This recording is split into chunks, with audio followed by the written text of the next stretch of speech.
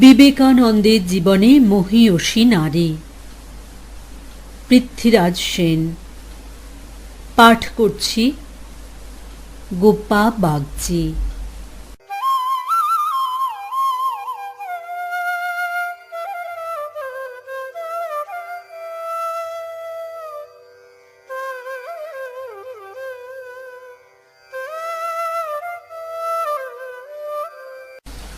ভুবনেশ্বরী দেবী।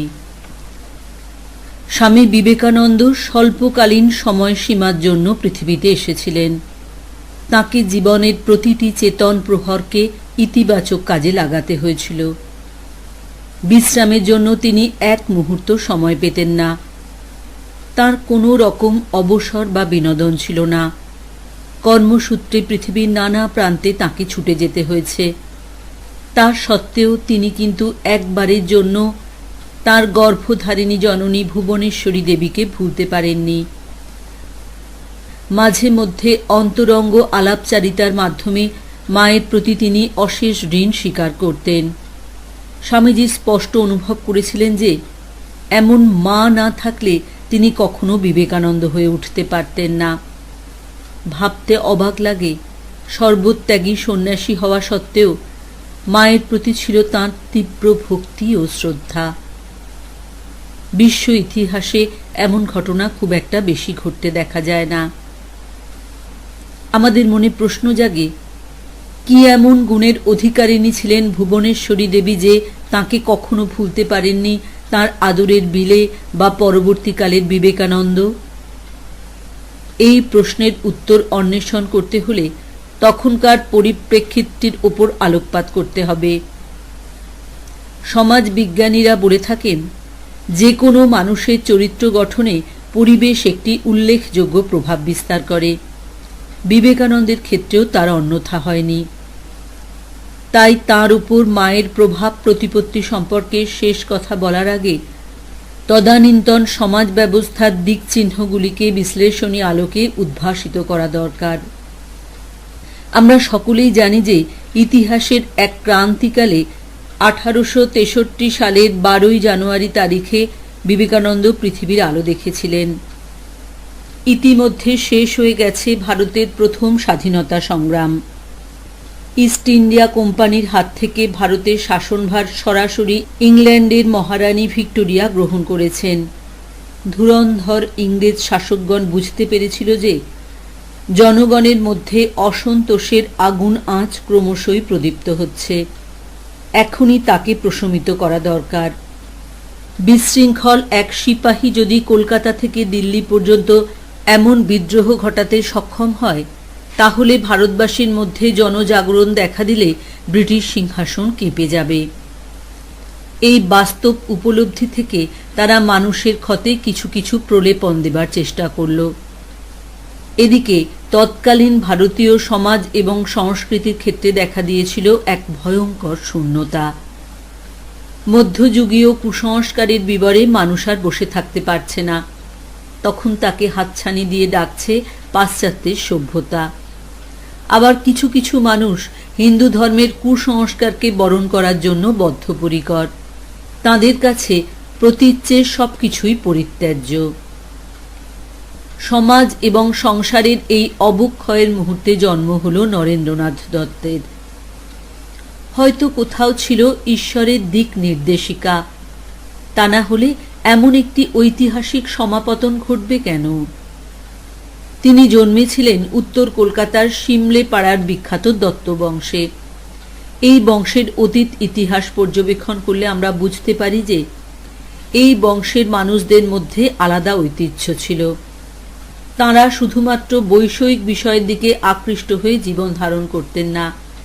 এই বংশের পূর্বপুরুষ বিবেকানন্দের পিতামহ দুর্গাপ্রসাদ দত্ত সন্ন্যাস গ্রহণ করেছিলেন। সংসারের সমস্ত সুখ এবং ভোগবিলাসকে তিনি অনায়াসে পরিত্যাগ করেন। অনেকে বলে থাকেন, বিবেকানন্দের মধ্যে তাঁর প্রচ্ছন্ন প্রভাব ছিল। বিবেকানন্দের পিতা বিশ্বনাথ দত্ত ছিলেন কলকাতা হাইকোর্টের একজন খ্যাতনামা অ্যাটর্নি। অসাধারণ পাণ্ডিত্য ছিল তাঁর। তিনি ছিলেন উদার মনের মানুষ। তাকে আমরা বাংলা নবজাগরণের এক অগ্রণী পুরুষ বলতে পারি। তখনকার দিনের মানুষ হওয়া সত্ত্বেও তিনি কিন্তু জাতিভেদ প্রথা মানতেন না। তিনি বিশ্বাস করতেন এই পৃথিবীতে সমস্ত মানুষ একই অধিকার নিয়ে জন্মগ্রহণ করে থাকে। ছোটবেলা থেকে নরেন্দ্রনাথ তাঁর উদার পিতার সান্নিধ্যে বড় হয়ে ওঠেন। পিতার চরিত্রের ইতিবাচক গুণগুলিকে তিনি আত্মস্থ করেছিলেন। পিতা মাঝে মধ্যে পুত্রকে উদ্দেশ্য করে বলতেন, নরেন, তোমায় সত্যি সত্যি নরেন্দ্র অর্থাৎ মানুষের মধ্যে শ্রেষ্ঠ হয়ে উঠতে হবে। তুমি হবে অনন্ত বৈভবের অধিকারী। আমি কিন্তু অর্থের কথা বলছি না। আমি বিশ্বাস করি মানুষের আসল ঐশ্বর্য লুকিয়ে থাকে তার জ্ঞান ভাণ্ডারের মধ্যে। পৃথিবীর এমন কোনো বিষয় থাকবে না যা তোমার আয়ত্ত হবে না। আমি স্পষ্ট বুঝতে পারছি একদিন তুমি সারা ভারতের মুখ উজ্জ্বল করবে। এবার আমরা নরেন্দ্রনাথের মা ভুবনেশ্বরী দেবীর কথা বলবো। তার মা ভুবনেশ্বরী দেবীর জন্ম হয়েছিল কলকাতার বিখ্যাত বসু পরিবারে। পিতা নন্দলাল বসু এবং মাতা রঘুমণি দেবী মা। 1841 সালে তিনি বসু পরিবারের একমাত্র কন্যা হিসেবে পৃথিবীতে এসেছিলেন। তিনি ছিলেন অসামান্যা রূপবতী এবং গুণবতী। তিনি খুব ভালো বাংলা জানতেন, যদিও প্রাতিষ্ঠানিক শিক্ষা লাভের সুযোগ তাঁর হয়নি এ কথা সত্যি, কিন্তু স্বীয় উদ্যমে তিনি বাংলা শিখেছিলেন। মুক্তোর মতো সুন্দর হাতের লেখা ছিল তাঁর। ভুবনেশ্বরী দেবীর মা বাবা ইংরেজ গভর্নেস রেখে তাকে ইংরাজি শিখিয়েছিলেন। ভুবনেশ্বরী দেবী যে কোনো কথা শুনে তা মুখস্থ রাখতে পারতেন। ঈশ্বরের অস্তিত্বে তাঁর গভীর বিশ্বাস ছিল। প্রতিদিন নিয়ম নীতি মেনে ভগবানের পুজো করতেন। তিনি ছিলেন সুমধুর কণ্ঠের অধিকারী। যে কোনো গান একবার শোনার সঙ্গে সঙ্গে তা অবিকল গাইতে পারতেন। একবার মায়ের এই বিশিষ্ট গুণ প্রসঙ্গে বিবেকানন্দ মন্তব্য করেন, মেকলের ইতিহাস মুখস্থ করতে আমাকে সেটি 3 বার পড়তে হয়েছিল, আর আমার মা কোনো জিনিসকে একবার পড়েই সেটা মনে রাখতে পারতেন। আমরা অনায়াসে বলতে পারি বিশ্ববিজয়ী বিবেকানন্দের ওপর তাঁর মায়ের প্রভাব ছিল অপরিসীম। বিবেকানন্দ তাঁর মাকে যে কতখানি শ্রদ্ধা করতেন তা আমরা তাঁর একাধিক ভাষণ এবং একান্ত আলাপচারিতা থেকে বুঝতে পারি। চিরপ্রণম্য মায়ের উদ্দেশ্যে বিবেকানন্দ নানা ধরনের উক্তি করেছেন। এই উক্তিগুলি বিশ্লেষণ করলে আমরা বুঝতে পারব যে তিনি তাঁর মাকে পৃথিবীর সর্বশ্রেষ্ঠ রমণীর স্থান দিয়েছিলেন। কথায় কথায় তিনি একবার বলেছিলেন, আমি জন্মাবো বলে আমার মা দীর্ঘ 2 বছর ধরে হাজার রকমের এমন সব কঠোর কৃচ্ছ সাধন করেছিলেন যা আমি হয়তো 5 মিনিটের জন্যও করতে পারবো না। আমি বিশ্বাস করি যে ধর্মীয় সংস্কৃতির যা কিছু আমার মধ্যে এসেছে তা সবই আমার মায়েরই পবিত্র কৃচ্ছ সাধনের ফল। আমার জ্ঞানের বিকাশের জন্য আমি আমার মার কাছে ঋণী। সত্যি নরেনের জন্মের পূর্বে ভুবনেশ্বরী দেবী কঠিন কঠোর তপস্যায় রত ছিলেন। প্রথম পুত্রের মৃত্যু এবং তারপর একাধিক কন্যা সন্তানের জন্ম হওয়ায় ভুবনেশ্বরী দেবী খুবই মনোকষ্টে ছিলেন। তিনি তখন পুত্র কামনায় অধীরা হয়ে ওঠেন। মনের এই দুঃখের কথা আকুল আবেগে ত্রিলোকেশ্বর মহাদেবের কাছে নিবেদন করেন। দত্ত পরিবারের একজন বিধবা আত্মীয়া তখন কাশীতে বসবাস করতেন। তাঁর উপর ভুবনেশ্বরী দেবী একটি কঠিন দায়িত্বভার অর্পণ করেছিলেন। সেই আত্মীয়াকে ভুবনেশ্বরী দেবী অনুরোধ করে বলেছিলেন তিনি যেন প্রতি সোমবার কাশীর বীরেশ্বরের পূজা দেন। এর পাশাপাশি ভুবনেশ্বরী দেবী কলকাতা থেকে সোমবারের ব্রত পালন করতে থাকলেন। দেখতে দেখতে একটি বর্ষ অতিক্রান্ত হয়ে গেল। ভুবনেশ্বরী দেবীর প্রথম প্রশ্ন জেগেছে, মহাদেব কি তাঁর এই কঠোর সাধনায় সন্তুষ্ট হতে পারছেন না?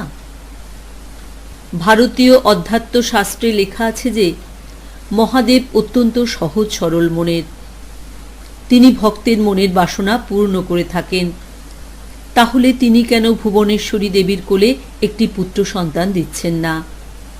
অবশেষে একদিন এক অলৌকিক ঘটনা ঘটে গেল। বুদ্ধিতে হয়তো এই ঘটনাটির ব্যাখ্যা করা যায় না। সেদিন হঠাৎ মাঝরাতে ঘুম ভেঙে গেল ভুবনেশ্বরী দেবীর। ধ্যানমগ্না অবস্থায় তিনি তাঁর আরাধ্য দেবতা মহাদেবকে প্রত্যক্ষ করলেন। তাঁর কেবলই মনে হল মহাদেব বুঝি তাঁকে বড়া ভয় দিচ্ছেন।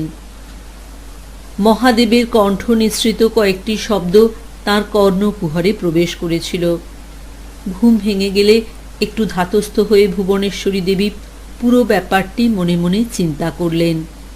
তিনি স্পষ্ট বুঝতে পারলেন যে এবার তাঁর মনোগত বাসনা পূর্ণ হতে চলেছে। অবশেষে সত্যি সত্যি তিনি এক পুত্র সন্তানের জননী হলেন।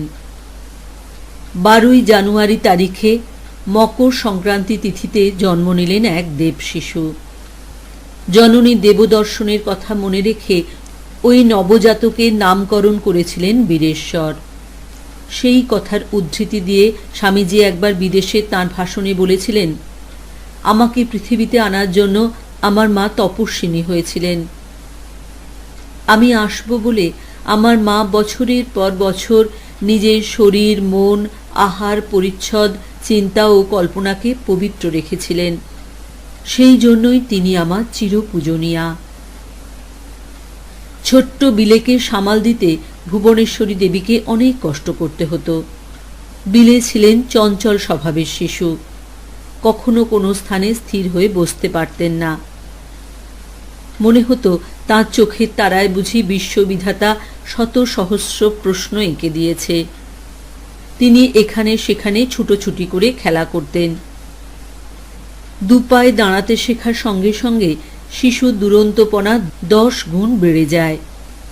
কি করলে দামাল ছেলেকে শান্ত করবেন সে কথা ভাবতে ভাবতে মা একাধিক উদ্ভাবনী পদ্ধতি মাথায় আনেন। ছোটবেলায় বিলে যখন খুব রেগে যেতেন তখন তার মা ছেলের মাথায় ঘটি করে জল ঢেলে শিব শিব উচ্চারণ করতেন। এই শিব নাম শোনার সঙ্গে সঙ্গে অশান্ত বিলে তখনই শান্ত হয়ে যেতেন। শিব নামটি তার কাছে মন্ত্রমুগ্ধের মতো কাজ করত। এমনই একদিন কাজের মাঝে বিলে দুষ্টুমি সহ্য করতে না পেরে মা বলেছিলেন, দেখ বিলে, তুই এত দুষ্টুমি করলে শিব আর তোকে কৈলাসে ঢুকতে দেবে না। এই কটি শব্দের মধ্যে কি এক আশ্চর্য জাদু লুকিয়েছিল। সঙ্গে সঙ্গে বিলে ঠান্ডা হয়ে গেলেন। কিছুক্ষণ ভেবে নিয়ে বিলে বললেন, আমি যদি সাধু হই তাহলে শিব আমাকে কৈলাসে ঢুকতে দেবে তো? মা তখন অন্য কাজে ব্যস্ত ছিলেন। তিনি বললেন, হ্যাঁ দেবে। মায়ের উত্তর পেয়ে ছোট্ট বিলে সেখান থেকে চলে গেলেন। কিন্তু এই কথাটা বলার সঙ্গে সঙ্গে মায়ের মনে নানা আশঙ্কা দেখা দিল। তার মানে দেবতা কি তাঁর মুখ দিয়ে এমন একটা ভয়ঙ্কর সত্য উচ্চারণ করিয়ে নিলেন? জানি না পরবর্তীকালে যখন সত্যি সত্যি বিলে সংসার ত্যাগ করে সন্ন্যাস ব্রত গ্রহণ করেছিলেন তখন তার মায়ের সেই মুহূর্তটির কথা মনে পড়েছিল কিনা। এই কথা সে কথা ভাবতে ভাবতে শেষ পর্যন্ত মনকে শক্ত করলেন ভুবনেশ্বরী দেবী। তিনি ছিলেন অতি বুদ্ধিমতী মহিলা। তিনি জানতেন এই পৃথিবীতে যেসব ঘটনা পরম্পরা ঘটে চলেছে তাদের রোধ করার কোনো ক্ষমতা নশ্বর মানুষের নেই। আমরা হলাম নিছক অভিনেতা মাত্র। ঈশ্বর এই পৃথিবী নামক নাট্যশালায় একটি নাটক মঞ্চস্থ করছেন, আর আমরা কুশীলবের মতো সেই নাটকে অংশগ্রহণ করছি। ঈশ্বরের লিখে দেওয়া সংলাপ নানাভাবে নানা ভাবনায় সকলের সামনে তুলে ধরছি। তাই ঈশ্বরের কাজের ওপর আমরা কোনোভাবেই প্রভাব বিস্তার করতে পারব না। দেখতে দেখতে দিন কাটতে থাকে। বিলে তখন আর একটু বড় হয়েছেন। মায়ের মধ্যে যে তেজ আর সাহসিকতা লুকিয়ে আছে তা তিনি বুঝতে পেরেছেন। ছোটবেলা থেকে বিলে ছিলেন অত্যন্ত মাতৃভক্ত। মনের মধ্যে কোনো প্রশ্ন দেখা দিলে সঙ্গে সঙ্গে মায়ের কাছে ছুটে আসতেন। তাঁর স্থির বিশ্বাস ছিল যে তাঁর মা এই পৃথিবীর সমস্ত প্রশ্নের উত্তর জানেন। কখনো বালক বিলে অমরত্বের বিষয়ে জানতে চাইতেন, কখনো রাম সীতার কাহিনী শুনতে চাইতেন। মা তাঁর সাধ্যমতো ছেলের প্রশ্নের জবাব দিতেন। বিশাল একান্নবর্তী পরিবারের গৃহবধূ হওয়ায় ভুবনেশ্বরী দেবীকে সকাল থেকে রাত পর্যন্ত হাড় ভাঙা খাটুনি খাটতে হতো। তা সত্ত্বেও তিনি কিন্তু ছেলেকে কখনো বিমুখ করেননি, কখনো ছেলের কৌতূহলের সামনে প্রতিবন্ধকতার প্রাচীর খাড়া করেননি। এমনকি বালক বিলেকে শিশু বলে কখনো অবজ্ঞাও করেননি। তাই বোধহয় সন্তানের কাছে তিনি এক আদর্শময়ী জননী হতে পেরেছিলেন। স্বামীজি যখন তাঁর ছোটবেলার স্মৃতিচারণ করতেন, তখন তাঁর মনটা কেমন যেন মেঘমেদুর হয়ে উঠত। তিনি বারবার বলতেন, আমার মার কাছ থেকেই আমি আমার চরিত্রের সমস্ত ইতিবাচক গুণগুলিকে আত্মস্থ করেছি। তাই মাই হলেন আমার প্রথম ও শেষ গুরু। বিবেকানন্দের মনে মায়ের বলা প্রতিটি কথা ছবির মতো আঁকা হয়ে থাকত। আসলে ছোটবেলায় মানুষের মন থাকে সংবেদনশীল। তখন আমরা পবিত্র জগতের বাসিন্দা হয়ে বেঁচে থাকি। এই সময় যদি কোনো মানুষ আমাদের চরিত্রে প্রভাব বিস্তার করেন, তাহলে সেই প্রভাবকে আমরা কখনো মুছে ফেলতে পারি না। বিবেকানন্দের ক্ষেত্রেও এই ঘটনা ঘটেছিল বলেই আমাদের মনে হয়। তৎকালীন সমাজে অনেকেই ইংরাজি ভাষা শিখতে চাইতেন না, কারণ ইংরাজি ভাষা হল বিধর্মী শাসকের ভাষা। কিন্তু ভুবনেশ্বরী দেবী এই বিষয়ে কোনো কুসংস্কারের ধার ধারেননি। তাঁর উৎসাহেই বিবেকানন্দ ইংরেজি শিখতে শুরু করেন। মা রাতের অন্ধকারে সুর করে রামায়ণ মহাভারত থেকে কিছু অংশ পাঠ করে শোনাতেন। রামায়ণ ও মহাভারত হল আমাদের জাতীয় মহাকাব্য। এই দুই মহান গ্রন্থের পাতায় পাতায় জীবন গড়ার এত সব উপাদান লুকিয়ে আছে যে তা পাঠ করলে আমরা অবাক হয়ে যাই। আমাদের দুর্ভাগ্য যে একালে ছেলেরা আর রামায়ণ মহাভারত পড়ার সুযোগ পান না। একবার বিদ্যালয়ের ভূগোলের পাঠ ভুল করাতে বিবেকানন্দকে যথেষ্ট শাস্তি পেতে হয়েছিল। তিনি তাঁর সব কথা মায়ের কাছে খুলে বলতেন। সেদিনও ওই শাস্তির কথা মাকে খুলে বললেন। মা এ কথা শুনে বলেছিলেন, বাছা, তোমার যদি ভুল না হয়ে থাকে তবে কি আসে যায়? ফল যাই হোক না কেন, সর্বদা যা সত্য বলে মনে করবে তাই করে যাবে। অনেক সময় হয়তো এর জন্য অন্যায় অপ্রীতিকর ফল সহ্য করতে হয়, তবু সত্যকে কখনো ছাড়বে না। মায়ের এই কথাগুলি বিলে সারা জীবন মনে রেখেছিলেন। তাই পরবর্তীকালে আমরা তাকে অসত্যের বিরুদ্ধে মরণপণ সংগ্রামে রত থাকতে দেখেছি। মায়ের মুখ থেকে বিবেকানন্দ শুনেছিলেন যে পবিত্রতা হল সব থেকে বড় বৈভব। আমরা দরিদ্র হতে পারি, কিন্তু অপবিত্র হব না। বিবেকানন্দ যে সৎ, শোভন, সুন্দর জীবন কাটিয়ে গেছেন, তার অন্তরালে ছিলেন তার মহীয়সী মা ভুবনেশ্বরী দেবী। বিবেকানন্দ তার মায়ের প্রতি তার অশেষ ভালোবাসা, শ্রদ্ধা ও কৃতজ্ঞতা বারবার প্রকাশ করেছেন। সর্বজন সমক্ষে দাঁড়িয়ে বলেছেন, মায়ের থেকে বড় দেবতা আর এই পৃথিবীতে কেউ নেই। মায়ের পুজো না করতে পারলে আমরা জীবনে বড় হতে পারব না। ভুবনেশ্বরী দেবীর মধ্যে ছিল এক সহজাত আভিজাত্যের আকর্ষণ। যদিও দরিদ্রতা এসে তাকে গ্রাস করেছিল, কিন্তু তাঁর মুখমণ্ডলে কখনো সেই দরিদ্রতার ছাপ পড়েনি। তিনি ছিলেন গম্ভীর প্রকৃতির মহিলা। সকলের সঙ্গে দূরত্ব বজায় রাখতেন, কিন্তু ছেলের সাথে ছিল তার আত্মার আত্মীয়তা।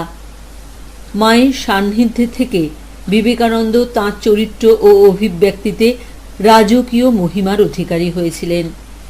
যখন তিনি ভিখারি সন্ন্যাসীর বেশ ধারণ করেন, তখনও তাকে এক রাজার মতোই মনে হতো।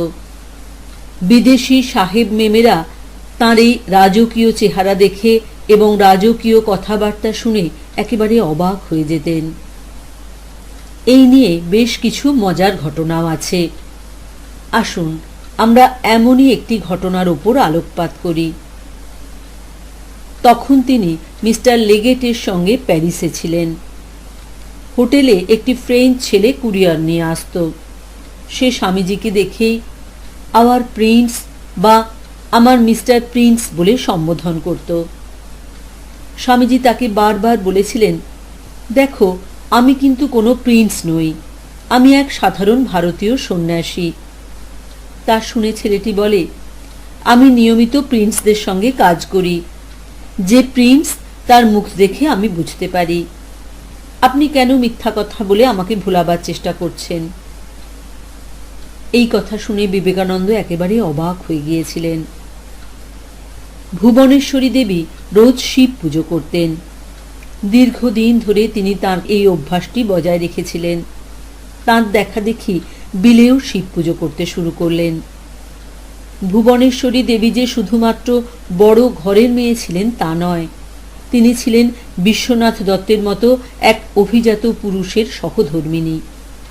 বিশ্বনাথ দত্তের জীবনে এমন অনেক ঘটনা ঘটে গেছে যেগুলি বিবৃত করলে মনে হবে আমরা বোধহয় কোনো বানানো গল্প কথা শুনছি। বিশ্বনাথ দত্ত তাঁর স্ত্রীকে অত্যন্ত ভালোবাসতেন।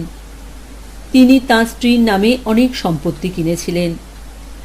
বিশ্বনাথ দত্ত একবার আপার সার্কুলার রোডের মানিক পীরের দরগা এবং তার আশেপাশের অঞ্চল ভুবনেশ্বরী দেবীর নামে কিনেছিলেন। অঞ্চলটি এখন লালা বাগান নামে পরিচিত। জমির এই অংশ থেকে বেশ ভালো টাকা আয় হতো। এই সম্পত্তি বিশ্বনাথ দত্ত বড় ছেলের হাত খরচের জন্য রাখতে চেয়েছিলেন, কিন্তু একদিন মুসলমান প্রজারা এসে তাঁর কাছে তাদের চরম দারিদ্র্যের কথা বলে। তারা তাদের জমি ফেরত চায়। বিশ্বনাথ দত্ত তাদের জমির প্রকৃত মালিক ভুবনেশ্বরী দেবীর কাছে পাঠিয়ে দিয়েছিলেন। তাদের দুঃখ কষ্টের কথা শুনে ভুবনেশ্বরী দেবীর মন ব্যথিত হয়ে ওঠে। তিনি চিন্তা করতে থাকেন যে তার নিজের সন্তানরা যদি অনাহারে বা অর্ধাহারে দিন কাটায়, তাহলে কি তিনিও ভালো থাকতে পারবেন? তিনি সিদ্ধান্ত নিলেন যে অভাবী পরিবারগুলির সম্পত্তি ফিরিয়ে দেওয়া উচিত, তাহলে ঈশ্বর সব সময় তাঁর সহায় থাকবেন। শেষ পর্যন্ত তিনি মুসলমান পরিবারগুলির হাতে সমস্ত সম্পত্তি তুলে দেন। এর জন্য তিনি সারা জীবন নিজের অন্তরে অপার শান্তি লাভ করেছিলেন। আমরা স্বামীজিকে অন্যের সেবায় সর্বস্ব দান করতে দেখেছি। স্বামীজি এই বিশেষ গুণটি আত্মস্থ করেছিলেন তাঁর আদর্শময়ী ও দানশীলা জননীর কাছ থেকেই। পশ্চিমী দেশে থাকার সময় তাঁর ভাষণের মধ্যে একাধিকবার মায়ের স্মৃতিচারণ করতেন স্বামীজি। একদিন কথায় কথায় বলেছিলেন, এক বিশাল বড় 51বর্তী পরিবারের ঘরণী আমার মা ছিলেন দেবী অন্নপূর্ণার সাক্ষাৎ প্রতীক। বাড়ির ছোটদের, বড়দের, গরিবদের, অতিথিদের এবং অসংখ্য পশু পাখিদের আহার করিয়ে উঠে দিনের শেষে তিনি সামান্য অন্ন মুখে তুলতেন। শুধু তাই নয়, কখনো যদি এ সময় কোনো অনাহুত অতিথি এসে দাঁড়াতেন, তাহলে তিনি নিজের মুখের অন্ন নির্দ্বিধায় সেই অতিথির মুখে তুলে দিতেন। আবার অপেক্ষায় থাকতেন পরের দিনের অন্নের জন্য। এটাই ছিল তাঁর দৈনন্দিন জীবনচর্চার ধারাবাহিক ইতিহাস। চোখের সামনে এমন এক দয়াবতী মাকে দেখে বিবেকানন্দ পরার্থে জীবন উৎসর্গ করার সংকল্প করেছিলেন। ভুবনেশ্বরী দেবী ছিলেন অসামান্য গুণের অধিকারিণী। মাঝে মধ্যে তিনি তার নিজের কথা বলতেন। অবশ্য তিনি ছিলেন যথেষ্ট লজ্জাশীলা। সহসা নিজেকে সকলের সামনে তুলে ধরতে পারতেন না। বিলের প্রতি ছিল তার অপরিসীম স্নেহ, মায়া এবং ভালোবাসা। বিবেকানন্দকে কেন্দ্র করেই তাঁর জীবন অতিবাহিত হয়েছিল। ঈশ্বরের আশীর্বাদে এমন এক পুত্র সন্তান লাভ করেছিলেন বলে তিনি মনে মনে যথেষ্ট আনন্দিত ছিলেন। কথায় কথায় সহচরীদের কাছে ছেলের গুণগান করতেন। বড় হয়ে নরেন্দ্রনাথ যে দেশ ও দশের সেবা করবে, এই কথাও শোনাতেন নিজের আত্মীয় স্বজনের কাছে। বালক বিলে সোনালী শৈশবের দিনগুলি তাঁর বিদুষী মায়ের সান্নিধ্যেই কেটে যায়। এটি বোধহয় ইতিহাসের এক অশেষ করুণা। না হলে বিবেকানন্দ অল্প বয়সে বিশ্ববিজয়ী বীর হবেন কেমন করে? বিবেকানন্দ ছিলেন এক সংস্কার মুক্ত হৃদয়। তিনি মানুষে মানুষে ভেদাভেদ পছন্দ করতেন না। তিনি আন্তরিকভাবে বিশ্বাস করতেন যে এই পৃথিবীর সমস্ত মানুষই একই ঈশ্বরের সন্তান। আমরা তাদের মধ্যে বিভাজন রেখা টেনেছি। বিবেকানন্দ এই গুণটি আয়ত্ত করেছিলেন তার কুসংস্কারবিহীন মায়ের কাছ থেকে। ভুবনেশ্বরী দেবী সমস্ত ধর্মের শাস্ত্রগ্রন্থ পাঠ করতেন। কথায় কথায় তিনি ছেলে মেয়েদের কাছে মুসলমানদের ধর্মগ্রন্থের কারবালার কাহিনী শোনাতেন। হাসান হুসেনের দুঃখে নিজেও দুঃখ বোধ করতেন। সমস্ত সম্প্রদায়ের সব মানুষের মধ্যেই যে শাশ্বত জীবনবোধ জেগে আছে একথা বারবার বলতেন। এইভাবে ভুবনেশ্বরী দেবী পরোক্ষে স্বামীজির মন গড়ে তুলতে সাহায্য করেন। বাবা বিশ্বনাথ দত্তের বৈঠকখানায় নানা জাতির মানুষের জন্য হুঁকো সাজানো থাকত। একদিন বিবেকানন্দ বিভিন্ন হুঁকোতে টান দিয়ে দেখতে চেয়েছিলেন তাঁর জাত যায় কিনা। এভাবে তিনি অতি শিশু বয়সেই জাতিভেদ প্রথা ভাঙতে চেয়েছিলেন। এই প্রসঙ্গে তাঁর ভাই ভূপেন্দ্রনাথ দত্ত লিখেছিলেন, নরেন্দ্রনাথ ঠাকুরের সরলতায় আকৃষ্ট হয়ে তাঁর শিষ্যত্ব গ্রহণ করেছিলেন ঠিকই, তবে এই শিষ্যগুলিকে তিনি অসাম্প্রদায়িক করে তুলেছিলেন। এই উক্তিটি যে কতখানি সত্য তা আমরা অনায়াসে বুঝতে পারি। বিশ্বনাথ দত্তকে কাজের জন্য ভারতের নানা জায়গায় যেতে হতো। উত্তর ভারতের বিভিন্ন শহরে তার অসংখ্য মামলা থাকত। বিশ্বনাথ দত্ত না থাকলে ভুবনেশ্বরী দেবী একা হাতে সংসারের সমস্ত কাজ সামলাতেন। সকলে মিলে একটা বড় বিছানায় শুতেন। বিছানার এক প্রান্তে শুতেন ভুবনেশ্বরী দেবী, অন্য প্রান্তে নরেন্দ্রনাথ। এই সময় বিলে তার ভাই বোনদের নানা ধরনের খেলা দেখাতেন। মুখে মুখে গল্প বানিয়ে বানিয়ে বলতেন। তিনি তার ভাই বোনদের ভালোবাসতেন। মা এবং ভাই বোনদের সঙ্গে কাটানো এই মধুর মুহূর্তগুলিকে বিবেকানন্দ কখনো ভুলতে পারেননি। তাই মাঝে মাঝেই অন্তরঙ্গ আলাপচারিতার মাধ্যমে ছোটবেলার সেই সব স্বর্ণালী মুহূর্তগুলিকে তিনি স্মরণ করতেন। তার মার মধ্যে অসামান্য চারিত্রিক দৃঢ়তা এবং প্রশাসনিক ক্ষমতা ছিল। স্বামীর সঙ্গ থেকে দীর্ঘকাল তাকে দূরে থাকতে হয়েছে। একা হাতে বিশাল সংসারের সব কিছু সামলাতে হয়েছে তাকে। তা সত্ত্বেও তার মুখে কখনো বিষণ্ণতার ছাপ দেখতে পাওয়া যেত না। গভীর রাত পর্যন্ত তিনি সংসারের কাজ করতেন, তাও তিনি কখনো বিরক্ত হতেন না। সকলের প্রতি ছিল তার সমান দৃষ্টি। শুধু তাই নয়, জীবনের কঠিন মুহূর্তগুলিকে হাসি ঠাট্টার মাধ্যমে এড়িয়ে যাবার চেষ্টা করতেন। মায়ের কাছ থেকে স্বামীজি এই গুণগুলিকেও আয়ত্ত করেছিলেন। ছেলেবেলা থেকে পুত্র নরেন্দ্রনাথের উপর বেশ নির্ভর করতেন ভুবনেশ্বরী দেবী। বিশ্বনাথ দত্ত দীর্ঘ প্রবাসকালে এই ছেলেই ছিলেন তাঁর একমাত্র সহায়। সেই নরেন্দ্রনাথের একবার দীর্ঘকাল পেটের অসুখ হয়। প্রিয় পুত্রের অসুস্থতায় মা বাবা দুজনেই তখন যথেষ্ট উদ্বিগ্ন হয়ে ওঠেন। বিশ্বনাথ দত্ত তখন কার্যসূত্রে রায়পুরে ছিলেন। সেখানে নরেনকে নিয়ে যাওয়া হয় হাওয়া বদলের জন্য। এটি ছিল 1877 সাল। পিতা আগেই কার্যোপলক্ষে রায়পুরে অবস্থান করেছিলেন। 14 বছরের নরেন মা এবং ভাই বোনদের নিয়ে ওই দীর্ঘ যাত্রাপথে পাড়ি দেন। তখনও রায়পুর পর্যন্ত পুরো রেলপথ ছিল না। নাগপুর থেকে গরুর গাড়িতে করে রায়পুর যেতে 1 মাস সময় লাগত। রায়পুর যাওয়ার অভিজ্ঞতার কথা স্বামীজি কখনো ভুলতে পারেননি। ভুবনেশ্বরী দেবীর বিবাহিত জীবনের সব থেকে ভালো সময় কেটে গিয়েছিল শহর কলকাতা থেকে অনেক দূরে এই রায়পুরে। সেখানে গিয়ে তিনি স্বামীর সাহচর্য অনেক বেশি করে পেয়েছিলেন। সেখানে ভালো স্কুলে সুযোগ না থাকায় বিশ্বনাথ দত্ত নিজেই ছেলেকে পড়াতেন। তিনি মাঝে মধ্যেই ছেলের সাথে কৃত্রিম তর্কযুদ্ধে মেতে উঠতেন। কোনো একটি বিতর্কিত বিষয়ের উপর ছেলেকে বলতে দিতেন। এভাবে পিতার সস্নেহ প্রশ্রয়ে অল্প বয়সেই নরেন্দ্রনাথ এমন অসাধারণ বাগ্মী হয়ে উঠেছিলেন। একটির পর একটি যুক্তি উপস্থাপন করে পিতাকে পরাস্ত করার চেষ্টা করতেন। এই তর্কযুদ্ধে বিলে বিজয়ী হলে মা খুবই খুশি হতেন।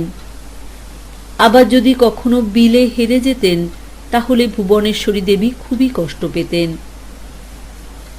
মাতা পুত্রের অবিচ্ছেদ্য বন্ধন কোনো কিছুতেই আটকে থাকতে পারেনি। জীবনের উত্থান পতন আসে, সাফল্যের পরে আসে ব্যর্থতা, কিন্তু মা এবং সন্তানের মধ্যে যে চিরন্তন বন্ধন তা কখনো ছিন্ন হয় না। বিবেকানন্দের ক্ষেত্রেও এমন ঘটনা ঘটেছিল। হঠাৎই তার কর্মরত পিতার মৃত্যু হল। দেনার দায়ে জর্জরিত হতে হয়েছিল গোটা পরিবারকে, এমনকি তাদের নিজ গৃহ থেকে বিতাড়িতও হতে হয়েছিল। এবার ঈশ্বর বোধহয় ভুবনেশ্বরী দেবীকে কঠিন কঠোর অগ্নি পরীক্ষার সামনে এসে দাঁড় করালেন। ভাবতে অবাক লাগে, এক সময় বিশ্বনাথ দত্তর গরবিনী গৃহিণী 1000 টাকা ব্যয় করে সংসার চালাতেন। পতির মৃত্যুর পর সেই অর্থ নেমে আসে মাত্র 30 টাকায়। তা সত্ত্বেও ভুবনেশ্বরী দেবী এক মুহূর্তের জন্যও চিন্তিত হননি। ঈশ্বরের প্রতি ছিল তাঁর অসীম আনুগত্য এবং বিশ্বাস। এক বুদ্ধিমতী রমণীর মতো তিনি উপলব্ধি করেছিলেন যে সবার জীবনেই নানা উত্থান পতন আসে। ঠান্ডা মাথায় সমস্ত দুর্দশার মুখোমুখি হতে হয়। এই সময় তাঁর জীবনে আর একটা ঝড় ওঠে। যে নরেন্দ্রনাথকে তিনি তাঁর একমাত্র অবলম্বন বলে মনে করতেন, সেই নরেন্দ্রের মনে তখন দেখা দিয়েছিল তীব্র বৈরাগ্য। মায়ের অনুগত নরেন মায়ের কোনো কথা ফেলতে পারতেন না, কিন্তু মায়ের শত অনুরোধেও তিনি কোনো ধনী কন্যাকে বিয়ে করে বিবাহের যৌতুকের টাকায় সংসারের হাল ফেরাতে রাজি হননি। অথচ বিশ্বনাথ দত্ত জীবিত থাকাকালীন এই বিবাহ স্থির হয়েছিল। পিতার মৃত্যুর পর অর্থের যোগানের সমস্ত পথ একেবারে বন্ধ হয়ে যায়। নরেন্দ্রনাথ তখন শ্রী শ্রী ঠাকুর রামকৃষ্ণের সান্নিধ্যে এসে গেছেন। তাঁর জীবন প্রবাহে দেখা দিয়েছে এক ঐতিহাসিক পরিবর্তন।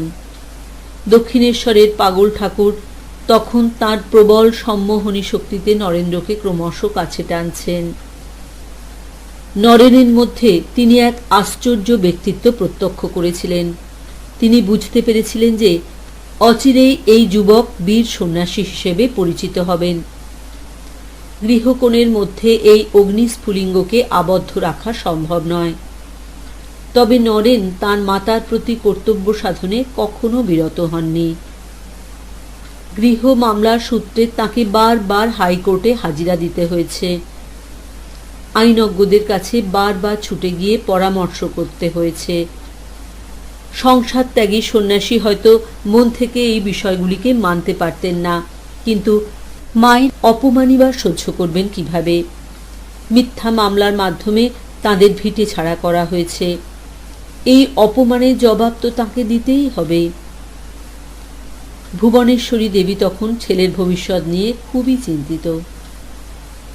নরেনের চিন্তায় প্রবলভাবে উৎকণ্ঠিত হয়ে একবার জ্ঞাতি সম্পর্কীয় রামদাদাকে প্রশ্ন করেছিলেন যে নরেন কি সত্যি সত্যি সন্ন্যাসী হয়ে যাবে? রামদাদা প্রত্যুত্তরে হেসে বলেছিলেন যে আপনাকে ছেড়ে যাবে কোথায়? সত্যি সন্ন্যাস জীবনে প্রবেশ করার পরেও স্বামীজি কিন্তু তার মাকে এক মুহূর্তের জন্য ভুলতে পারেননি। তিনি বারবার তার মায়ের কথা সকলের সামনে তুলে ধরতেন। ভুবনেশ্বরী দেবী তখন খুব কষ্টে কোনো রকমে সংসার চালাতেন। একদিন ছেলেকে ডেকে একটি গরদের শাড়ি আনতে বলেছিলেন, কারণ তার পুরনো গরদের শাড়িটি একেবারে ছিঁড়ে গিয়েছিল। অসহায় পুত্র মায়ের এই কথায় খুব দুঃখ পেয়েছিলেন, কারণ তখন তার উপার্জন প্রায় কিছুই ছিল না। ক্ষুণ্ণ মনে চলে গেলেন দক্ষিণেশ্বরে। তাঁর শুকনো মুখ দেখে অন্তর্যামী ঠাকুর সব কিছু বুঝতে পেরেছিলেন। তিনি বলেছিলেন, নরেন, তুই এই গরদখানা এবং মিছরির থালি নিয়ে গিয়ে তোর মাকে দিয়ে আয়। তার আহ্নিক করার চেলি নেই, তিনি এটা পরে আহ্নিক করবেন। রামকৃষ্ণের দেওয়া এই উপহারটি পেয়ে নরেন একেবারে অবাক হয়ে যায়। কিন্তু নরেনের মনের ইচ্ছা হলো তিনি নিজে রোজগার করে সেই টাকায় মাকে গরদের শাড়ি কিনে দেবেন। কারুর অনুগ্রহের শাড়ি মাকে পরতে দিতে তাঁর আপত্তি ছিল। তাই নরেন গরদের থান এবং মিছরির থালি নিলেন না। তার অজান্তে ঠাকুর শ্রী রামকৃষ্ণ সেই শাড়ি এবং মিছরি রামলালের হাত দিয়ে ভুবনেশ্বরী দেবীর কাছে পাঠিয়ে দেন। নরেন তার আভাস মাত্র পাননি। ভুবনেশ্বরী দেবীর অশেষ দুঃখময় জীবন কাহিনী আমাদের চোখের কোণ অশ্রু সজল করে তোলে। মা বাবার একমাত্র আদরিণী কন্যা এবং বিত্তশালী পতির পত্নী হওয়া সত্ত্বেও তাকে জীবনের অনেকগুলি প্রহর দুঃখ জ্বালা যন্ত্রণার মধ্যে দিয়ে অতিবাহিত করতে হয়। স্বামী শারদানন্দ তাঁর আত্মজীবনীর পাতায় পাতায় এই মর্মান্তিক ঘটনার মর্মস্পর্শী বিবরণ লিপিবদ্ধ করেছেন।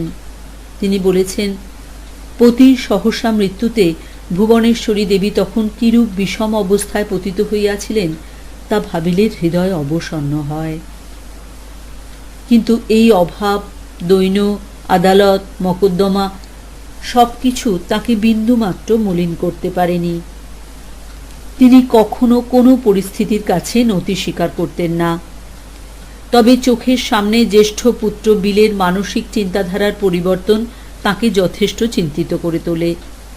একবার তার বিবাগী পুত্রকে ফিরিয়ে আনতে তার 6 বৎসরের শিশুপুত্র ভূপেন্দ্রনাথকে নিয়ে শ্রীরামকৃষ্ণের কাছে চলে গিয়েছিলেন। অসুস্থ ঠাকুর তখন কাশীপুর উদ্যানবাটিতে অবস্থান করছেন।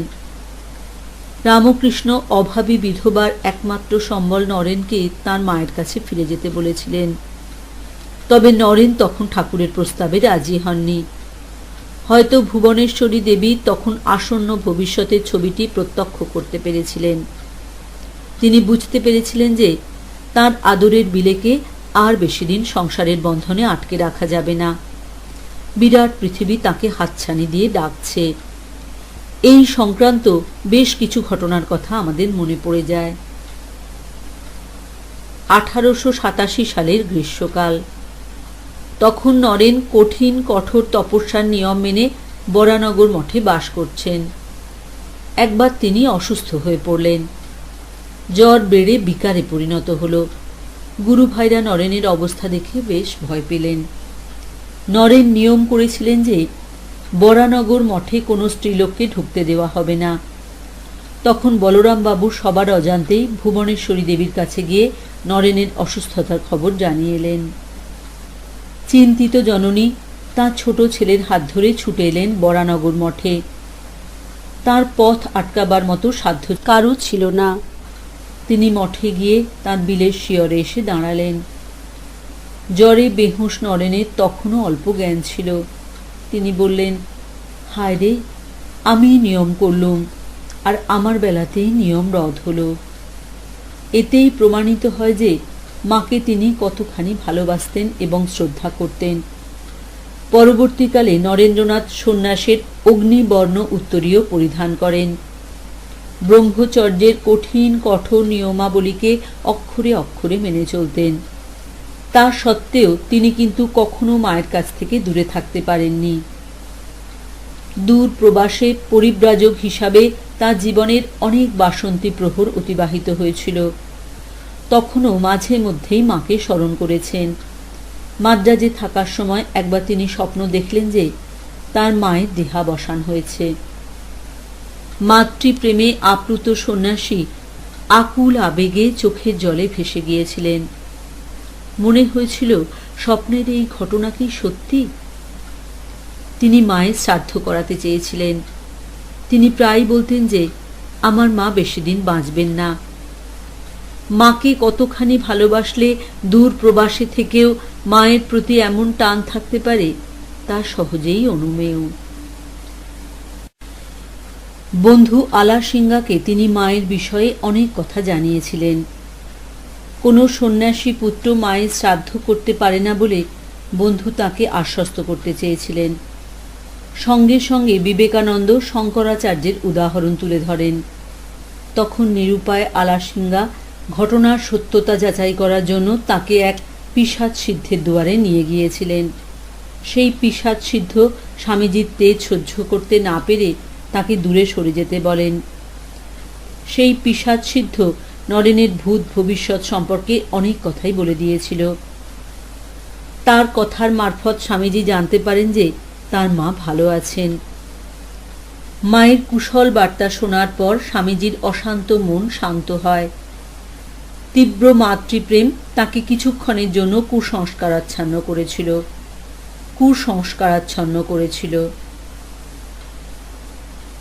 শ্রী শ্রী রামকৃষ্ণ দেবের সান্নিধ্য তার আদরের বিলেকে দূরে সরিয়ে নিয়ে গেছে, একথা প্রায়ই বলতেন ভুবনেশ্বরী দেবী। মাঝে মধ্যেই অসহায়া রমণী ঠাকুরের কাছে চলে যেতেন। একবার তিনি ঠাকুরের কাছে নালিশ জানিয়ে বলেছিলেন, আপনি আমার ছেলেকে কেড়ে নিলেন। এই কথা শুনে ঠাকুর একটুও রাগ করেননি। তিনি ভুবনেশ্বরী দেবীর দিকে তাকিয়ে হাসতে হাসতে বলেন, মা, ও চিরদিন তোমারই থাকবে, তোমার বন্ধন ও কোনো দিনই ছিন্ন করতে পারবে না। ঠাকুর ছিলেন অন্তর্যামী। তাঁর এই কথা অক্ষরে অক্ষরে সত্য বলে প্রমাণিত হয়েছিল। যখন স্বামীজি বিদেশে অভিযাত্রায় রত, তখনও এক মুহূর্তের জন্য তিনি তার মাকে ভুলতে পারেননি। একটির পর একটি সভাঘরে বসে মায়ের কথা উচ্চারণ করেছেন। উপস্থিত দর্শকদের কাছে এটা ছিল এক নতুন কথা। পাশ্চাত্য দেশের মানুষ এত মাতৃভক্ত হন না, তারা বড় বাস্তববাদী। মা ও সন্তানের চিরন্তন সম্পর্ক মেনে নিতে তাদের বড়ই অনীহা। স্বামীজির মুখে তার মায়ের প্রশংসা শুনে তার শিষ্য শিষ্যারা এই অদেখা রমণীকে দেখবার জন্য আগ্রহী হয়ে ওঠেন। বিবেকানন্দের অনুজ ভূপেন্দ্রনাথ তাঁর স্মৃতিকথায় জানিয়েছেন যে তার মা দেশ বিদেশের রামকৃষ্ণ ভক্তদের কাছে ছিলেন এক কৌতূহলের নারী। মাকে শুধু একবার চোখের দেখা দেখার জন্য অনেকেই তাদের রামতনু বসু লেনের বাড়িতে আসতেন। একবার বিবেকানন্দর বিদেশিনী শিষ্যকুল স্বামীজির অদেখা জননীর উদ্দেশ্যে একটি চিঠি লিখেছিলেন। তখন বড়দিন আসন্ন প্রায়।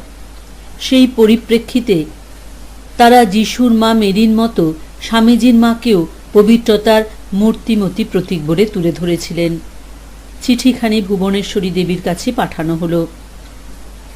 এর সঙ্গেই পাঠানো হয়েছিল মা মেরির কোলে শিশু যিশুর ছবি। স্বামীজি অবশ্য তাঁর শিষ্যাদের এই চিঠির বিষয়ের কথা জানতেন না। পরে তিনি জানতে পারেন। তবে এতে তিনি যথেষ্ট খুশি হয়েছিলেন। তখন তিনি পশ্চিম দেশে যথেষ্ট খ্যাতি অর্জন করেছেন। অনেকে তাঁর প্রতি ঈর্ষান্বিত হয়ে পড়েন। আমেরিকার কিছু কিছু মানুষ তাঁর বিরুদ্ধে নানা ধরনের কুৎসা রটনা করতে থাকেন। এই ঘটনায় দুঃখিত হয়ে স্বামীজি 1894 সালের 24শে এপ্রিল তারিখে নিউ ইয়র্ক থেকে ইসাবেল ম্যাকিনলেকে একটি চিঠি লিখেছিলেন।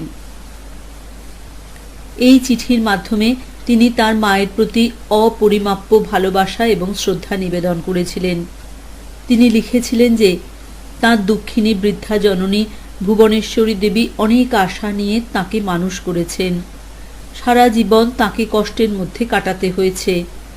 তা সত্ত্বেও তিনি তার সবচেয়ে প্রিয় সন্তানকে দেবতার সেবা কার্যে অর্পণ করেছেন। যদি আজ তাঁর প্রিয় পুত্র সম্পর্কে এই সব কুৎসার কথা তাঁর কানে যায়, তাহলে তিনি আন্তরিকভাবে দুঃখ পাবেন। এমন পরিস্থিতিতে বিদেশিনী শিষ্যরা তার মাকে যে চিঠিটি লিখেছিলেন, সেই খবর পেয়ে স্বামীজি খুবই খুশি হয়েছিলেন। বিশ্ব বিজয় করে স্বামীজি তখন কলকাতায় ফিরে এসেছেন। ছোট্ট বিলে হয়ে ছুটে এসেছেন গর্ভধারিণী মায়ের কাছে। মায়ের কোলে মাথা রেখে ছোটবেলার মতো আবদার করে বলেছেন, মা, তোমার হাতে খাইয়ে আমার খিদে মেটাও তো। এতেই প্রমাণিত হয় যে মায়ের প্রতি তাঁর ভালোবাসা এবং শ্রদ্ধার মনোভাব কখনো টলে যায়নি। বেলুড় মঠ স্থাপিত হবার পর স্বামীজি মঠের শাকসবজি, ফল তাঁর মা ও দিদিমাকে উপহার স্বরূপ পাঠাতেন। মাঝে মাঝে তাঁর মাও বেলুড় মঠে এসে উপস্থিত হতেন। মাও বিলে নামে ডাক পাঠাতেন। পরিচিত কণ্ঠস্বর শুনে সন্ন্যাসী বিবেকানন্দ বুঝি ক্ষণকালের জন্য আনমনা হয়ে যেতেন। দ্রুত পায়ে তিনি তার দোতলার ঘর থেকে সিঁড়ি ভেঙে নিচে চলে আসতেন। বাইরের বাগানে মা এবং ছেলে পায়চারি করতেন। সামনে প্রবাহমান গঙ্গা আর মাথার উপর নীল আকাশ। পরিবেশের মধ্যে এসেছে কি এক অলৌকিক পবিত্রতা। মায়ের মুখের দিকে তাকিয়ে থাকতে থাকতে বিবেকানন্দ হয়তো তাঁর ছোটবেলার দিনগুলিতে ফিরে যেতেন। তখন কি সকলের অজান্তে একটি দীর্ঘশ্বাস তাঁর বুকের খাঁচা থেকে উচ্চারিত হতো? বিবেকানন্দ ছিলেন এক স্বতন্ত্র ধারার সন্ন্যাসী। তিনি হিন্দু ধর্মের সুপ্রাচীন কুসংস্কারকে তাঁর বৈজ্ঞানিক মতবাদের দ্বারা ছিন্ন বিচ্ছিন্ন করেছিলেন। তাই বোধহয় সন্ন্যাস ধর্মের সমস্ত নিয়মনীতিকে তিনি কঠোরভাবে পালন করতে রাজি ছিলেন না। তিনি আজীবন ব্রহ্মচর্য পালন করেছেন, শাস্ত্র পাঠ করেছেন, নবীন এক সন্ন্যাসী সমাজ তৈরি করেছেন। কিন্তু সন্ন্যাস ধর্মের আবশ্যিক নিয়ম অনুযায়ী মায়ের সঙ্গে সম্পর্ক ছিন্ন করতে পারেননি। তিনি অবিচ্ছিন্নভাবে চিরকাল তাঁর মাকে ভালোবেসে গেছেন। বাগবাজারের বলরাম বাবুর বাড়িতে প্রায়ই যেতেন। সেখানে গিয়ে মায়ের সাথে দেখা করতেন। পরের দিকে মায়ের প্রতি তাঁর টান আরও বাড়তে থাকে। পতিহীন জননীর নিঃসঙ্গ জীবনযাপনের কথা চিন্তা করে খুবই আকুল হতেন। দ্বিতীয়বার বিদেশে পাড়ি দেবার আগে তিনি তাঁর প্রিয় শিষ্যা নিবেদিতাকে বলেছিলেন, সম্ভব হলে অতীতকে আমি খণ্ডন করতাম। এখন আমি 10 বছর কম বয়সী হলে বিয়ে করতাম, কেবল আমার মাকে খুশি করার জন্য, আর কোনো কারণে নয়। বিবেকানন্দের মতো এক সর্বত্যাগী সন্ন্যাসীর মুখ থেকে ছিটকে বেরিয়ে আসা এই শব্দগুলি শুনে নিবেদিতা একেবারে অবাক হয়ে গিয়েছিলেন। বুদ্ধিমতী নিবেদিতা বুঝতে পেরেছিলেন যে মাকে স্বামীজি কতখানি ভালোবাসেন। তখনকার মতো পরিস্থিতি সামাল দিয়ে তিনি সহাস্যে বলেছিলেন, আমি ভীষণ খুশি যে আমার বয়স 10 বছর কম নয়। নিবেদিতার কাছে ধরা পড়ে গেছেন বুঝতে পেরে স্বামীজি তখন হেসে উঠেছিলেন। এই উক্তির মধ্যে লুকিয়ে আছে মায়ের প্রতি বিবেকানন্দের ভালোবাসা ও গভীর শ্রদ্ধা। মায়ের দিন কাটছে দরিদ্রতার মধ্যে, আর তিনি কিনা বিশ্ব বিজয় করে বেড়াচ্ছেন। এই বিষয়টি তাকে বারবার আহত করেছিল। প্রখর আত্মমর্যাদা স্বামীজি তাঁর মনের ব্যথা জানিয়ে 2টি পত্র লিখেছিলেন ক্ষেত্রীর মহারাজকে। এই পত্র দুটি পাঠ করলে আমরা তখন বিবেকানন্দের মনের অসহায় অবস্থাটি সঠিকভাবে বুঝতে পারি। 1898 সালের 22শে নভেম্বর তারিখে তিনি লিখেছেন, মহারাজ, জগমোহন কালজি মারফত আপনি যে অনুলিপি পাঠিয়েছেন তার জন্য অনেক ধন্যবাদ। আপনার পাঠানো চিঠি পেয়ে আমি যথেষ্ট খুশি হয়েছি। আজ আপনাকে একটি অত্যন্ত গুরুত্বপূর্ণ ব্যক্তিগত ব্যাপারে পত্র লিখছি। আমি জানি আপনি হলেন আমার একান্ত সুহৃদ। আপনার কাছে আমি অনায়াসে আমার মনে যে কোনো ব্যথা বেদনার কথা উল্লেখ করতে পারি। এই জীবনে আপনাকে আমি আমার প্রকৃত বন্ধু বলেই মনে করি।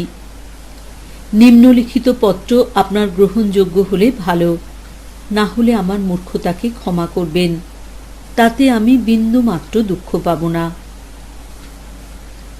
আপনি জানেন, অনেক দিন ধরে আমি অসুস্থ অবস্থায় দিন কাটাতে বাধ্য হচ্ছি। কলকাতায় মহারাজ আমায় তাঁর বন্ধুত্ব এবং সাহায্যের আশ্বাস দিয়েছেন। তিনি এ ব্যাপারে আমাকে যথেষ্ট উপদেশ দেন। তিনি বলেছিলেন আমি যেন অসুস্থতার কারণে মন খারাপ না করি। এই রোগের উৎপত্তি হয়েছে স্নায়বিক উত্তেজনা থেকে। কোনো রকম পরিবর্তন আমাকে ভালো করতে পারবে না। যতক্ষণ পর্যন্ত এই দুর্ভাবনা এবং দুশ্চিন্তা আমার সামনে থাকবে, আমি আগের জীবনে ফিরতে পারবো না। গত 2 বছর ধরে আমার দিন কেটেছে বিদেশের বিভিন্ন শহরে। নানা আবহাওয়ার সঙ্গে আমাকে খাপ খাইয়ে নিতে হয়েছে। তাই আমার শরীর ক্রমশ খারাপ হচ্ছে। মনে হয় মৃত্যু বোধহয় আমার সন্নিকটে। আমি আপনার মহৎ কর্ম উদারতা, বন্ধুত্ব এবং সর্বজনীন মানবিকতার কাছে একটি আবেদন জানাচ্ছি। আমি এখন স্পষ্ট বুঝতে পারছি যে সমাজের সেবা করতে গিয়ে আমি আমার মাকে অবহেলা করেছি। এই বিষয়টি প্রতিনিয়ত আমার হৃদয়কে পীড়িত করছে। যবে থেকে আমার দ্বিতীয় ভ্রাতা দূরে চলে গেছে, আমার মা দুঃখে বেদনায় একেবারে পাষাণ হয়ে গেছেন। এখন আমার অন্তিম ইচ্ছে মায়ের সেবা করা। যে কটা বছর আমি বেঁচে থাকব, একাগ্র মনে মায়ের সেবা করব আমি। শুধু তাই নয়, আমি চাই আমার ছোট ভাই যেন বিয়ে করে, তাহলে আমাদের বংশ আর লোপ পাবে না। এই বিষয়টি নিয়ে মা খুবই চিন্তিত। এর ফলে আমার মায়ের শেষ দিনগুলি মসৃণ হয়ে উঠবে। এখন তিনি যে জীর্ণ বাড়িটিতে বাস করেন সেটি বসবাসের অযোগ্য। আমি তার জন্য একটি ছোট বাড়ি তৈরি করতে চাই। ছোট ভাইয়ের জন্য ব্যবস্থাও আমাকে করতে হবে, কারণ সে কি পরিমাণে আয় করবে তা আমি জানি না। যিনি রামচন্দ্রের বংশধর আর যিনি আমাকে এত ভালোবাসেন, তাঁর পক্ষে কি এটা খুব কঠিন কাজ? আমি জানি না আর কারো কাছে এ ধরনের আন্তরিক আবেদন পাঠাতে পারি কিনা। আমি ইউরোপ থেকে যে টাকা পেয়েছিলাম সেই টাকা ব্যয় হয়ে গেছে। আমি এখন অন্য কারোর কাছে সাহায্য ভিক্ষা করতে পারবো না। আমার নিজের পরিবারের ব্যাপারটি আমি একমাত্র আপনার কাছেই খুলে বলতে পারি। অন্য কেউ এ ব্যাপারে জানবে না। আমি ক্লান্ত, আমার হৃদয় বিষণ্ণতায় ভরে গেছে। আমি মৃত্যু পথযাত্রী। আমার প্রার্থনা, আপনি আপনার মহৎ দয়াশীল হৃদয়ের পরিচয় রেখে আমাকে এই শেষ দয়াটুকু করুন। এর আগে আপনি ধারাবাহিকভাবে আমায় দয়া করে গেছেন, তারই আরেকটি নিদর্শন রাখুন। মহারাজ, আপনি আমার শেষ জীবনটা যেমন মসৃণ করবেন, তেমনি বিশ্বপিতা আপনার উপর আশীষ বর্ষণ করবেন। আমি সারা জীবন ধরে সেই বিশ্বপিতার সেবা করেই গেছি। প্রভুর শপথে, আপনার একান্ত বিবেকানন্দ। পুনশ্চ, এই চিঠি সম্পূর্ণ গোপনীয়। আপনি কি দয়া করে একটি তার মারফত জানাতে পারবেন যে আপনি এই কাজ করতে পারবেন কিনা? শুধু আপনার বিবেকানন্দ। ক্ষেত্রীর মহারাজের উত্তর পেয়ে 1 ডিসেম্বর 1898 সালে বিবেকানন্দ আরেকটি চিঠি তাঁকে লিখেছিলেন। এই চিঠিখানি পড়লে বুঝতে পারি সংসার ত্যাগী হওয়া সত্ত্বেও তিনি নিজের মায়ের বাসস্থান এবং ভরণ পোষণের জন্য কতখানি চিন্তিত ছিলেন। কোনো গৃহস্থ সন্তানও বুঝি তার মায়ের প্রতি এতখানি কর্তব্য পালন করেন না। এটাই ছিল বিবেকানন্দের চরিত্রের সব থেকে ইতিবাচক দিক। বিবেকানন্দ লিখেছেন, মহারাজ, আপনার টেলিগ্রাম পেয়ে আমি যে অসীম আনন্দ লাভ করেছি তা ভাষায় বর্ণনা করতে পারব না। অবশ্য আপনার কাছ থেকে যে এ ধরনের উত্তর পাব তা আমার স্থির বিশ্বাস ছিল। এটি আপনার মহৎ হৃদয়ের পরিচয়। এখন আমি যা চাই তার একটি বিস্তারিত বিবরণ আপনার সামনে পেশ করছি। কলকাতায় একটি ছোট্ট বাড়ি করতে হলে কমপক্ষে 10,000 টাকা দরকার। তা দিয়ে শহরের বাইরের দিকে কোনো রকমভাবে একটি ছোট বাড়ি কেনা বা তৈরি করা যায়, যা 4-5 জন মানুষের বাসের উপযোগী। দৈনন্দিন খরচের হিসাবে আপনি আমার মাকে মাসে 100 টাকা করে পাঠাচ্ছেন। আমার মনে হয় এটি তাঁর পক্ষে যথেষ্ট। যদি আর 100 টাকা আমার জীবদ্দশায় আমার খরচের জন্য যুক্ত হয়, যা দুর্ভাগ্যক্রমে এই অসুস্থতার জন্য বৃদ্ধি পেয়েছে, তাহলে আমি কৃতজ্ঞ থাকব। তবে আমার অনুমান যে আমি আপনাকে আর বেশি দিন এই কষ্ট দেব না।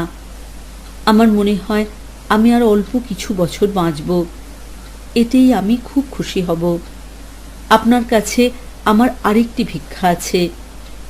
যদি সম্ভব হয় তাহলে আমার মাকে মাস প্রতি 100 টাকা পাঠানোর ব্যবস্থাটা স্থায়ী রাখবেন, যাতে আমার মৃত্যু হলেও তার কাছে যেন নিয়মিতভাবে ওই টাকা পৌঁছে যায়। যদি কখনো মহারাজ কোনো কারণবশত আমার প্রতি কখনো আপনার ভালোবাসা ও দয়াবর্ষণ স্থগিত করেন, আমার দুঃখী মাকে এর থেকে বঞ্চিত করবেন না। আপনি সব সময় মনে রাখবেন যে আপনি একবার এক অভাগা সাধুকে হৃদয়ের সমস্ত ভালোবাসা উজাড় করে দিয়েছিলেন। এইটুকুই, আর কি বলবো।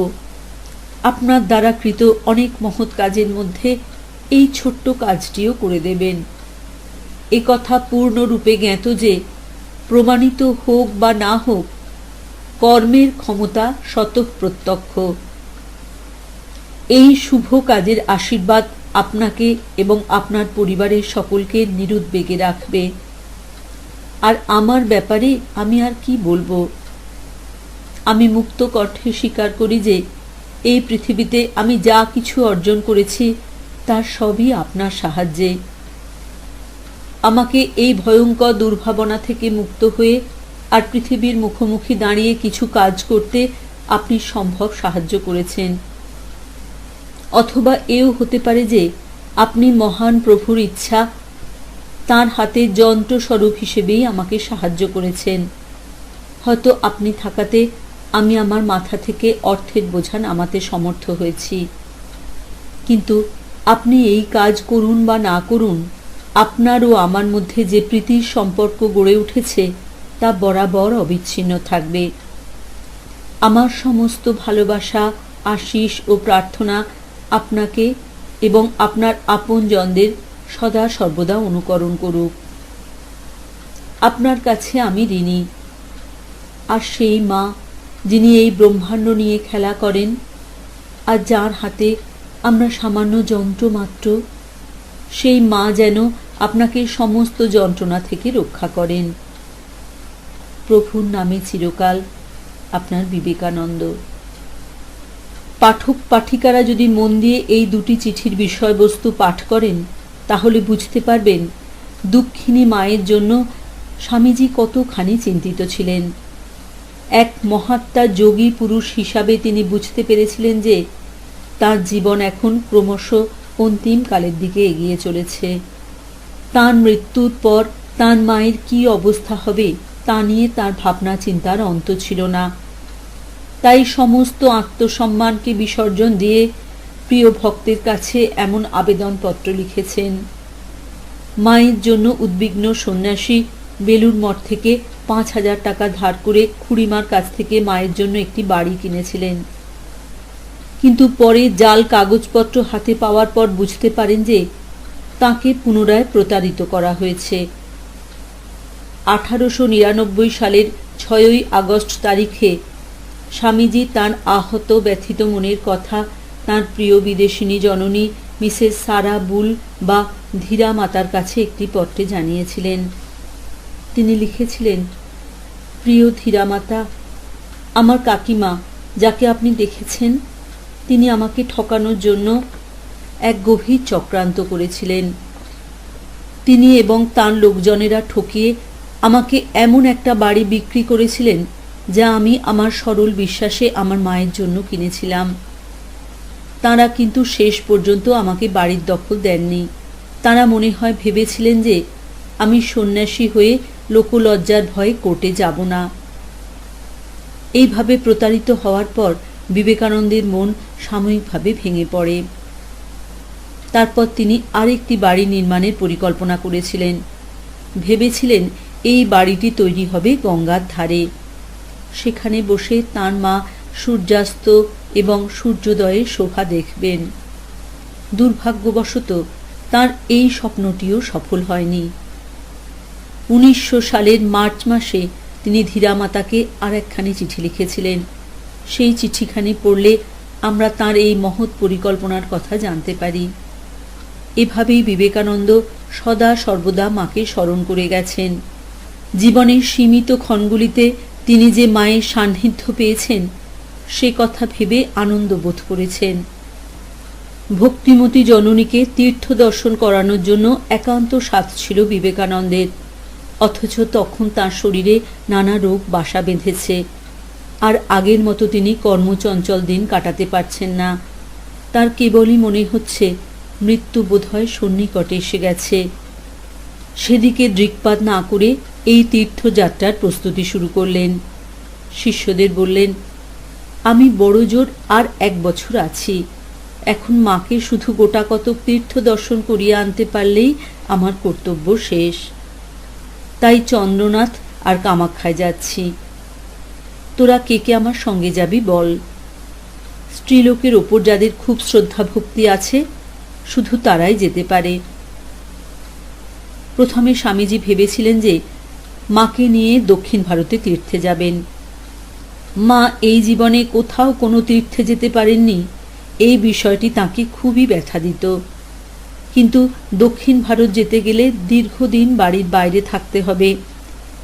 এত বড় তীর্থ দর্শনের ধকল তিনি সইতে পারবেন কি? তাই স্বামীজি পিছিয়ে গেলেন, চললেন উত্তর পূর্বের দিকে। 1901 সালের 18 মার্চ তারিখে সন্ন্যাসী বন্ধুদের সঙ্গে নিলেন, আর সঙ্গে নিলেন তাঁর মাকে। পূর্ববঙ্গের ব্রহ্মপুত্রের তীরবর্তী লাঙ্গর বাঁধ পার হয়ে 1115 ফুট উচ্চতায় চন্দ্রনাথ দর্শনে গেলেন। ঢাকা ঘুরে অসমের গৌহাটিতে গিয়ে সতীর পীঠস্থান কামাখ্যা দর্শনের অভিলাষ করলেন। সেখান থেকে তাঁরা শিলং পাহাড়ে গিয়েছিলেন। সেবার তাঁর সঙ্গে ভুবনেশ্বরী দেবী ছাড়া সঙ্গে ছিলেন তার বোন স্বর্ণময়ী দেবী, আর ছিলেন সেই খুড়িমা যিনি চিরদিন তাঁর বিরুদ্ধাচরণ করেছেন।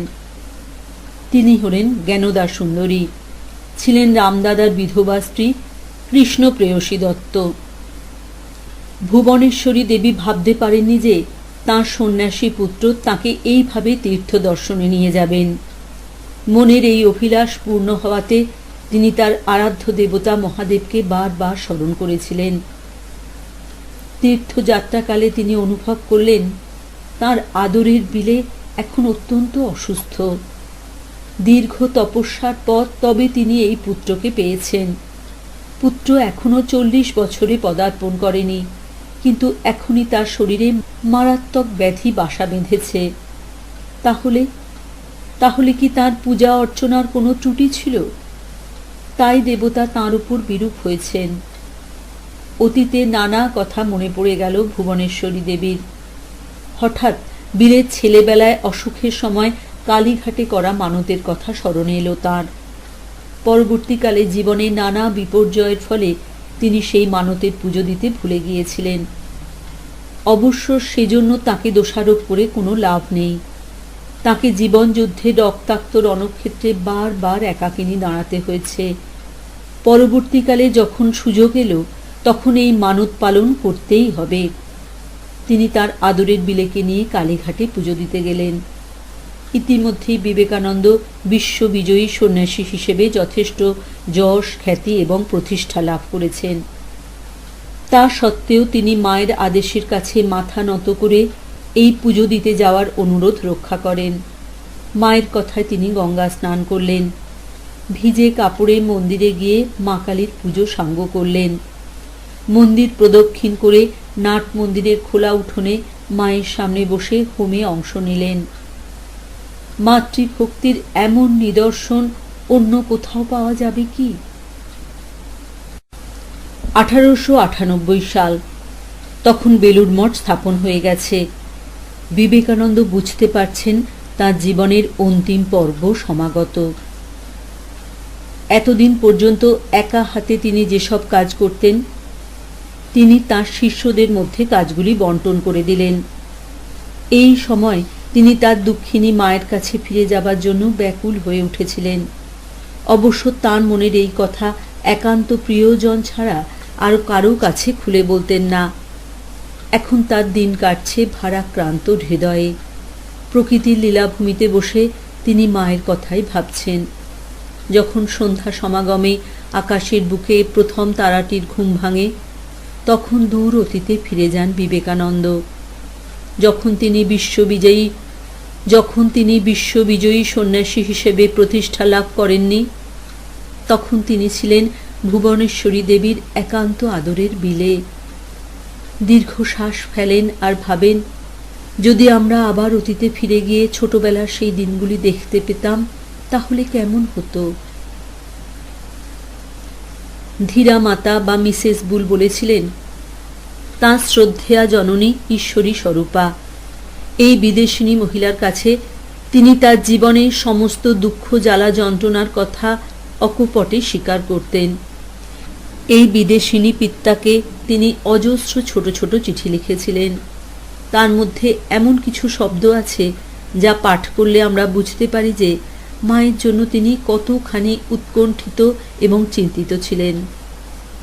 স্বামীজি লিখেছেন, 1884 সালে মাকে ছেড়ে আসা আমার পক্ষে বিরাট আত্মত্যাগ ছিল। এখন মায়ের কাছে ফিরে যাওয়া আরো বড় আত্মত্যাগ। ভাবতে পারা যায় না একজন সন্ন্যাসী কিভাবে এমন কথা লিখতে পারেন। মায়ের কাছে ফিরে যাবার অর্থ আবার মায়াময় সংসার জীবনের নানা ঝামেলা ঝঞ্ঝাটকে বরণ করা। সর্বত্যাগী সন্ন্যাসী হয়ে কি তিনি আবার সংসার জীবনে প্রবেশ করবেন?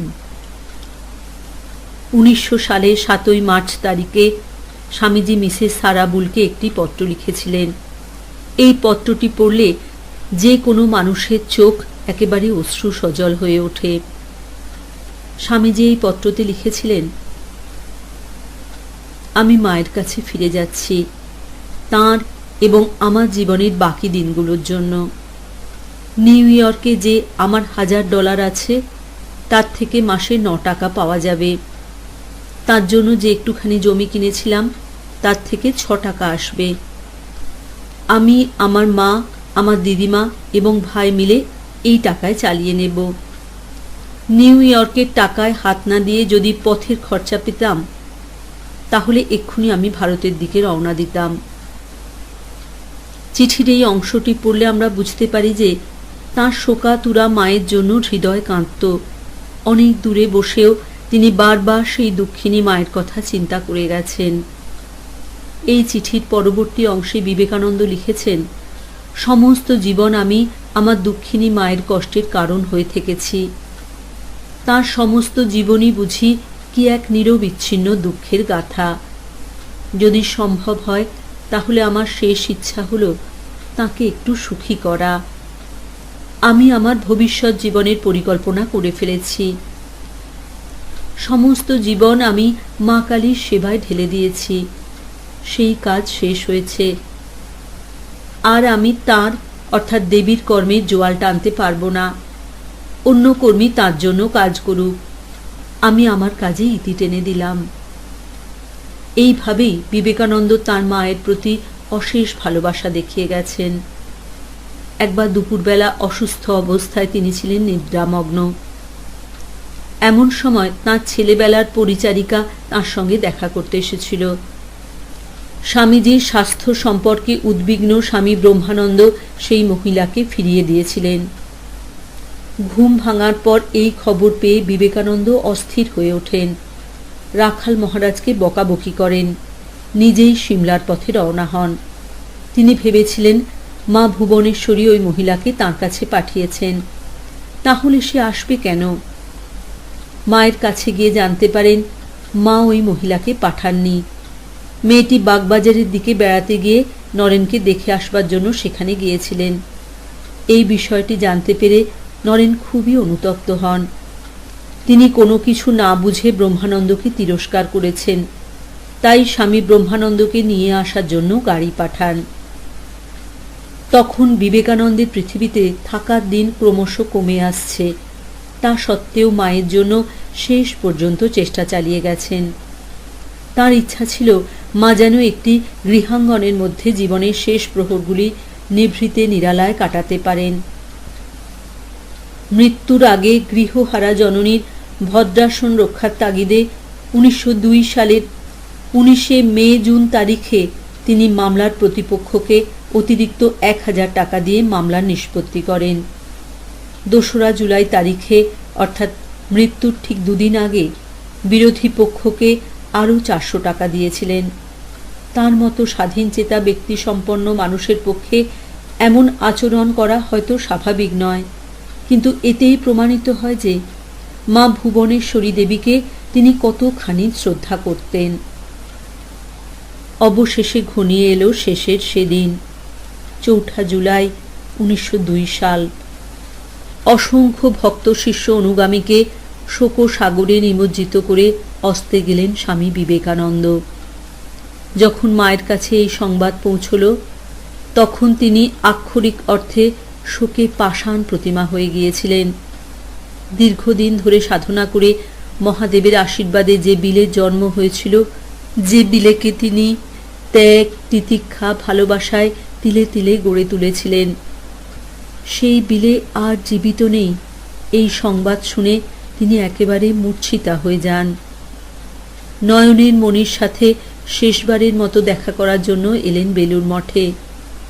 দাউ দাউ জ্বলে উঠল আগুন শিখা, পুড়ে ছাই হয়ে গেল প্রিয় সন্তানের নশ্বর দেহ, কিন্তু থেকে গেল অনেক স্মৃতি, অনেক কাছে আসা এবং কথা বলার অন্তরঙ্গ মুহূর্তগুলি। এরপর বেশ কিছুদিন মা ভুবনেশ্বরী দেবী নিদ্রাহারা রাত কাটাতেন। আকাশের দিকে তাকিয়ে হয়তোবা বিশ্ববিধাতাকে প্রশ্ন করতেন, হে দেবী, বলো কার অপরাধে আমাকে পুত্রহারা হতে হয়েছে।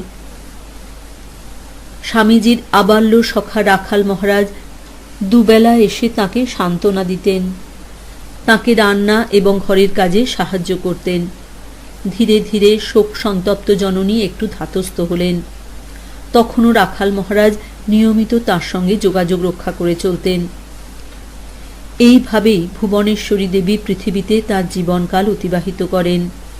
ছোট্ট বিলে বা পরবর্তীকালের বিবেকানন্দের সঙ্গে তার যে সম্পর্ক ছিল, মৃত্যু এসেও সেই সম্পর্ককে ছিন্ন করতে পারবে না।